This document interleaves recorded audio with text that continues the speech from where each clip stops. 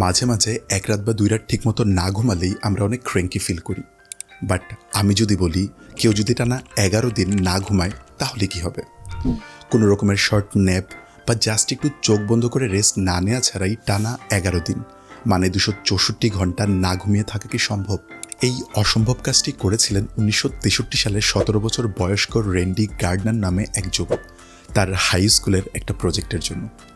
তার আগে টানা না ঘুমিয়ে থাকার রেকর্ড ছিল 10 দিন 12 ঘন্টা, মানে 10.5 দিন না ঘুমিয়ে থাকা।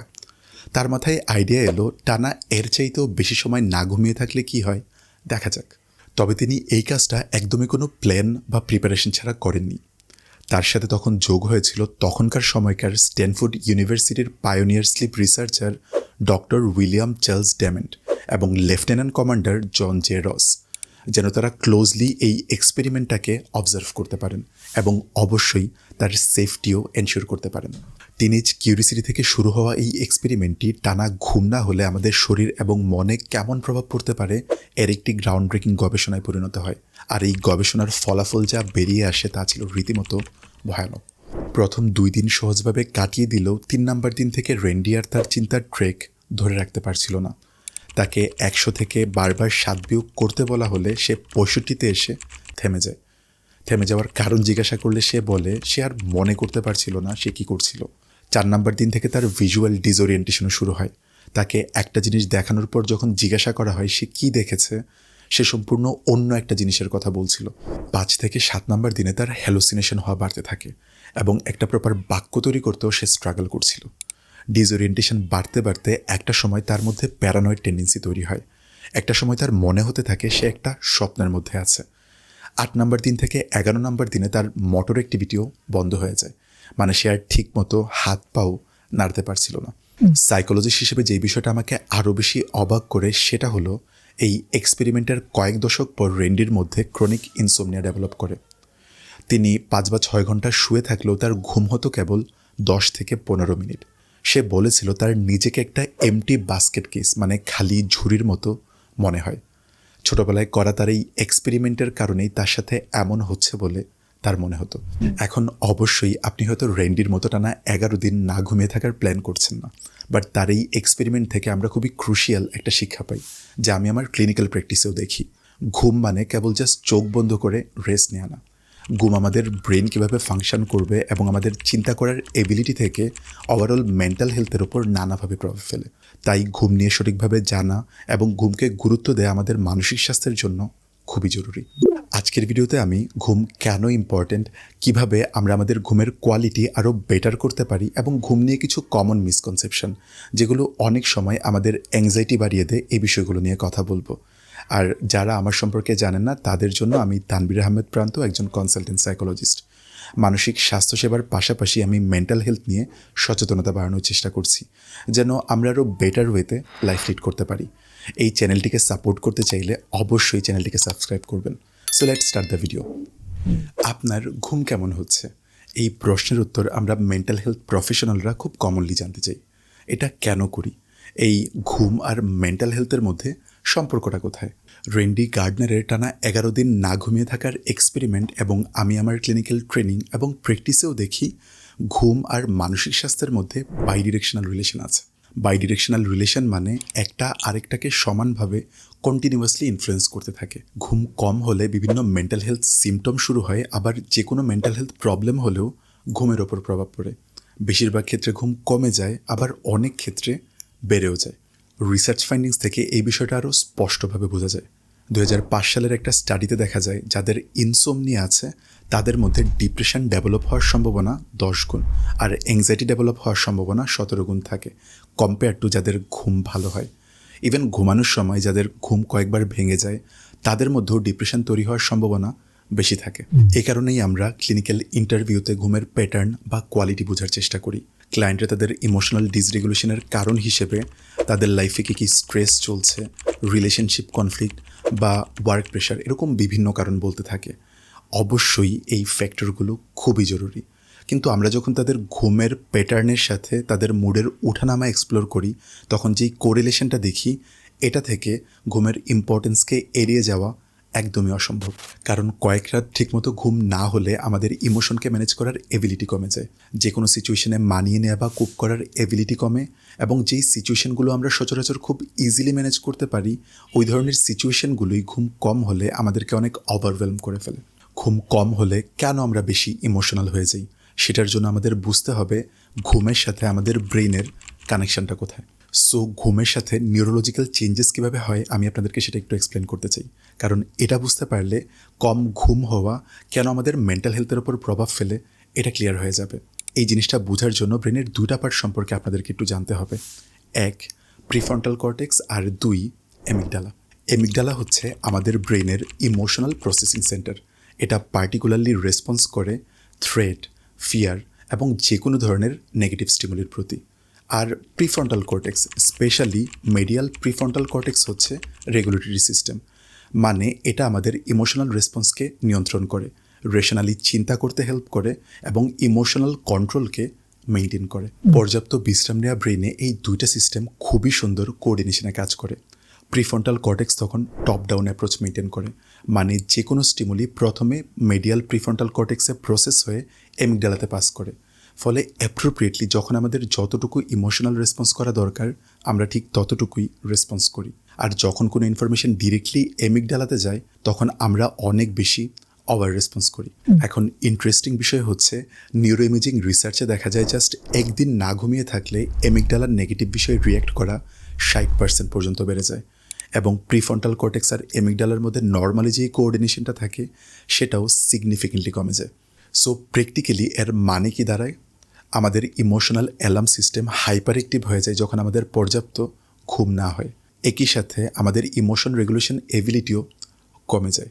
আমরা অনেক বেশি ইমোশনালি রিয়েক্টিভ হয়ে যাই, অনেক বেশি ইম্পালস থেকে রেসপন্স করি, মানে আবেগপ্রবণ হয়ে অ্যাক্ট করি, এবং আমাদের নর্মাল স্ট্রেস সহ্য করার ক্ষমতাও কমে যায়। আর এইভাবে রিয়্যাক্ট করা আমরা কোনো চারিত্রিক বৈশিষ্ট্য বা পার্সোনালিটির কারণে করি না। This is just fundamental neurological changes of sleep deprivation. এছাড়াও আমরা সবাই তো স্বপ্ন দেখি, তাই না? ঘুমের যে স্টেজে আমরা স্বপ্ন দেখি সেই স্টেজটা আমাদের কোনো কিছু মনে রাখার এবিলিটি মানে মেমোরি ক্যাপাসিটির জন্য খুবই ক্রুশিয়াল। আমরা স্বপ্ন দেখি ঘুমের চতুর্থ স্টেজে, যেই স্টেজটাকে বলা হয় রেম স্লিপ, মানে র্যাপিড আই মুভমেন্ট স্লিপ। ঘুমের টোটাল 4টা স্টেজ আছে। স্টেজ 1 হচ্ছে লাইট স্লিপ বা নন রেম 1 স্লিপ।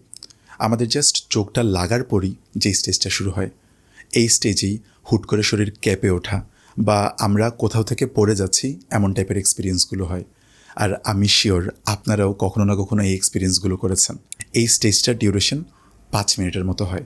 স্টেজ 2তে আমাদের ঘুম আরেকটু ডিপ হয়, মাসেল রিল্যাক্স হওয়া শুরু করে এবং আমাদের হার্ট রেটও কমে আসে। আর স্টেজ 3 আর স্টেজ 4এই আমাদের প্রপার গভীর ঘুম হয়। স্টেজ 3তে আমাদের বডি রিকভার হওয়া শুরু করে এবং গ্রো করে। আর আমরা স্বপ্ন দেখি স্টেজ 4এ।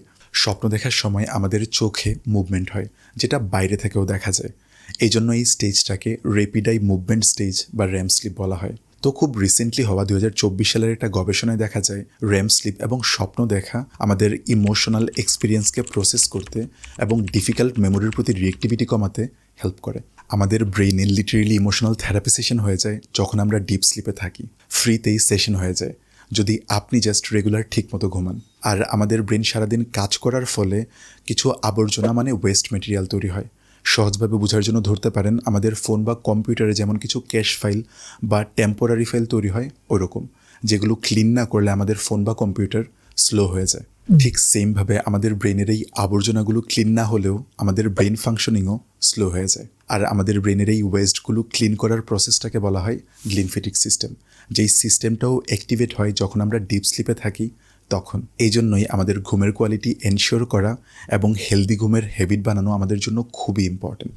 কগনিটিভ বিহেভিয়ার থেরাপিতে আমরা ঘুমের ঘাটতি ঠিক করতে এবং ঘুমের কোয়ালিটি ইমপ্রুভ করতে বেশ কিছু টেকনিক শেয়ার করি, যেগুলোর প্রত্যেকটারই খুবই স্ট্রং রিসার্চ এভিডেন্স আছে। আর একদম শেষে আমি আপনাদেরকে ঘুম আসার একটা নিনজা টেকনিকও শেয়ার করব। 1, কনসিস্টেন্ট স্লিপ ওয়াক শিডিউল। ঘুমাতে যাওয়া এবং ঘুম থেকে ওঠার একটা কনসিস্টেন্ট টাইম মেনটেন করার চেষ্টা করা। আমাদের বেশিরভাগ মানুষেরই যেটা থাকে না। রেগুলার একই সময়ে ঘুমালে এবং একই সময়ে উঠলে আমাদের ঘুমের একটা রিদম আছে, যেটাকে বলে সার্কাডিয়ান রিদম। এই রিদমটাও ঠিক থাকে। তবে কনসিস্টেন্টলি বলতে প্রতিদিন ভোর 4টা বা 5টা বাজে ঘুমাতে যাওয়া না ঠিক। কনসিস্টেন্টলি একটা টাইম রাত 1টার আগেই সেট করা। কেন রাত 1টার আগে বলছি, আর কারণ হলো 2024 সালে 74,000 অ্যাডাল্টদেরকে নিয়ে করা একটা ল্যান্ডমার্ক গবেষণায় দেখা যায় যারা রাত 1টার পর ঘুমাতে যায় তাদের মেন্টাল হেলথ প্রবলেম হওয়ার সম্ভাবনা 20 থেকে 40% পর্যন্ত বেশি থাকে। 2. Stimulus control. বেডকে শুধুমাত্র ঘুমানোর জন্যই ব্যবহার করা, ঘুম ব্যতীত বাকি সকল কাজ বেডের বাইরে করা। আমরা যখন বেডেই ঘুমানো, বেডেই পড়া, বেডেই মুভি দেখি, তখন আমাদের ব্রেইনের বেডের সাথে ঘুমের যে একটা অ্যাসোসিয়েশন থাকে সেটা নষ্ট হয়ে যায়। তাই আপনার যদি বেডে বসেই সকল কাজ করার অভ্যাস থাকে, এই অভ্যাসটা পরিবর্তন করলেই দেখবেন আপনার ঘুমের কোয়ালিটির অনেক ইমপ্রুভমেন্ট চলে আসবে। ঘুম আসলেই বেডে যাবেন, এবং ঘুমাতে যাওয়ার 15 মিনিট পরও যদি ঘুম না আসে, বেড ছেড়ে অন্য যে কোনো লেস স্টিমুলেটিং কাজ করতে পারেন। আবার ঘুম আসলেই বেডে আসবেন। 3. Sleep hygiene protocol. Sleep hygiene protocol কী আমরা সবাই জানি, কিন্তু মেনটেন করি না। ঘুমানোর এটলিস্ট 30 থেকে 60 মিনিট আগে স্ক্রিন ইউজ অফ করে দেয়া, কফি খাওয়ার অভ্যাস থাকলে ঘুমানোর টাইমের 4 ঘন্টা আগে খাওয়া, এবং এটলিস্ট 3 ঘন্টা আগে খাবার খেয়ে নেওয়া। ক্ষুধা পেটে ঘুমানো এবং অনেক ভরা পেটে ঘুমানো দুটোই ঘুমের কোয়ালিটি নষ্ট করে। সপ্তাহে অ্যাটলিস্ট 3 দিন 20 থেকে 30 মিনিটের জন্য এক্সারসাইজ করাও ঘুমের কোয়ালিটি ইমপ্রুভ করে। তবে এক্সারসাইজ ঘুমানোর ঠিক আগে না করে বিকালবেলা বা সন্ধ্যারাতে করা বেটার। 4. অ্যাভয়েড স্লিপ রিলেটেড ওয়ারি। আমি আমার ক্লিনিক্যাল প্র্যাকটিসে দেখি যাদের ঘুম নিয়ে প্রবলেম হয় তাদের একটা বড় অংশের ঘুম না হলে শারীরিক বা মানসিক ক্ষতি হবে এই ধরনের টেনশন থাকে। অনেকেই ভাবে 8 ঘন্টা ঠিকমতো ঘুম না হলে তাদের শরীর খারাপ হয়ে যাবে বা তারা আর ঠিকমতো কাজই করতে পারবে না। তারা ঘুমাতে গেলেও তাদের মধ্যে এই দুশ্চিন্তা চলতে থাকে, কেন তাদের ঘুম আসছে না। আর এই দুশ্চিন্তা থেকে তাদের ঘুম আরও আসতে চায় না। এই ভয়গুলো তৈরি হয় যখন আমাদের অ্যাংজাইটি প্যাটার্ন থাকে এবং ঘুম নিয়ে প্রপার নলেজ থাকে না। তখন মনে রাখবেন, ঘুম যখন আসার এমনিতেই আসবে। আপনার জাস্ট দরকার রেগুলার হেলদি প্র্যাকটিস করার চেষ্টা করা। জোর করে ঘুমানোর চেষ্টা করলে ঘুমে আরও সমস্যা হয়। আর যদি কোনোভাবেই আপনার দুশ্চিন্তা না কমে, একজন প্রফেশনাল সাইকোলজিস্টের সাথে সেশন নিয়েও আপনি আপনার সমস্যা থেকে বের হয়ে আসতে পারবেন। এই ভিডিওতে এই যে আমি ঘুম না হলে কি হয় কত কিছু বলেছি, এই সব কিছুই মূলত বলেছি আমরা যারা ঘুমকে প্রপার গুরুত্ব দেই না তাদের বোঝার জন্য। আপনি যদি ঘুমকে সঠিক গুরুত্ব দেন, তাহলে মাঝে মাঝে না চাওয়া সত্ত্বেও ঘুমকে গুরুত্ব না দিতে পারলে বা ঘুম না আসলে আপনি আবারও রেগুলার হেলদি প্র্যাকটিসের সাথেই ঘুম ঠিক হয়ে যাবে। আর ঘুম না আসতে চাইলে ঘুমানোর নিনজা টেকনিক হলো, আমি যেমন mental health related boring videos বানাই, এই টাইপের ভিডিও দেখা, সাথে সাথেই ঘুম চলে আসবে দেখবেন। সো আজকের ভিডিও এখানেই শেষ করি। আশা করি ভিডিওটা আপনাদের কাজে লাগবে। ভিডিও ভালো লেগে থাকলে কমেন্টে জানাবেন এবং অবশ্যই চ্যানেলটিকে সাবস্ক্রাইব করবেন। ভালো থাকবেন, দেখা হবে পরের ভিডিওতে।